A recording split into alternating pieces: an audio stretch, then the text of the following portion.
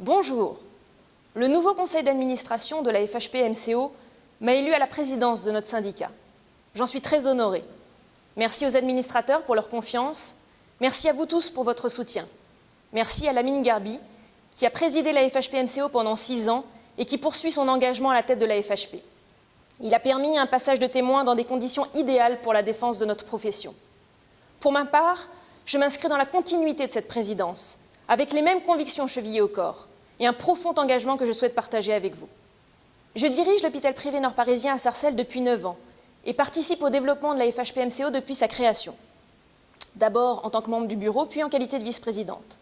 Ensemble, nous avons réussi à faire de la FHP-MCO un interlocuteur reconnu par les établissements et par les tutelles, en lui donnant sa place légitime au sein de nos instances syndicales. Aujourd'hui, cela ne fait plus débat, la spécialité MCO est efficacement représentée au sein du comité exécutif de la FHP. Nous avons participé à l'élaboration du plan triennal stratégique de la FHP et nous y retrouvons les positions et les valeurs de la FHP-MCO. Pour moi, la FHP-MCO doit être à la fois une caisse de résonance des actions menées par la FHP, car plus nous serons nombreux à défendre les mêmes positions, mieux nous serons entendus, et il doit rester l'aiguillon de la FHP, grâce à sa liberté de parole et sa souplesse d'organisation. La FHP-MCO est là pour faire bouger les lignes, pour faire avancer les combats et les dossiers. Et plus que jamais, notre syndicat de spécialité doit défendre les intérêts propres aux établissements MCO, qui présentent des spécificités nécessitant des ressources expertes, ne serait-ce que par la complexité et par la diversité des activités MCO. Sur le fond, mon engagement syndical repose sur une idée simple mais ferme. Les établissements de santé privés doivent avoir le droit de faire tout ce que font les hôpitaux publics, tout en conservant leur souplesse structurelle. Effectivement, nous sommes dotés d'un statut juridique différent. Et effectivement, nous fonctionnons selon un modèle économique différent. Mais cela ne nous empêche pas d'être un acteur incontournable du système de santé français et d'exercer de nombreuses missions de service public.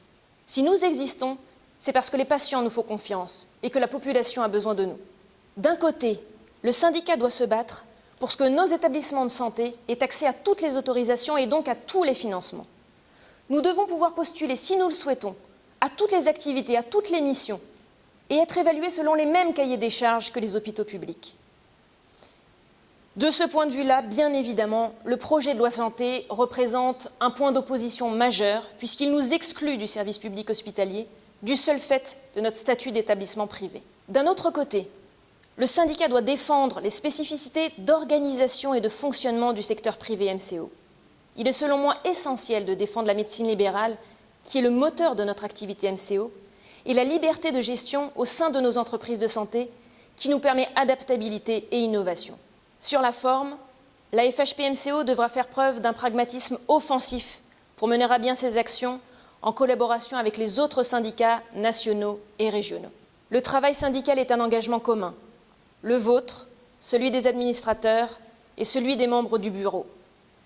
Je porterai votre parole, la parole de la FHP-MCO, avec fermeté et conviction. À très bientôt.